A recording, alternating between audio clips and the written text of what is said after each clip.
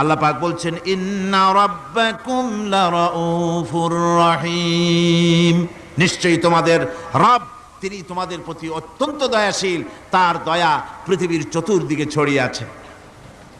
তিনি আমাদেরকে এ কোরআন নাজিল করেছেন, এ কোরআন আমাদেরকে শিক্ষা দিয়েছেন এমন এক রহমান যার দয়া পৃথিবীর চতুর্দিকে সর্বত্র ছড়িয়ে আছে। আল্লাহর দয়া চতুর্দিকে কি ছড়িয়ে আছে কোন?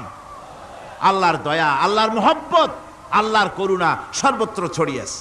আল্লাহ পাক বলছেন পশু সৃষ্টি করলাম, পশুগুলি তোমাকে পাহারা দিল, তার গোশত তোমরা খেলে, তাকে দিয়ে তোমরা মাল বহন করলে, তার পশম দিয়ে জামা কাপড় বানালে।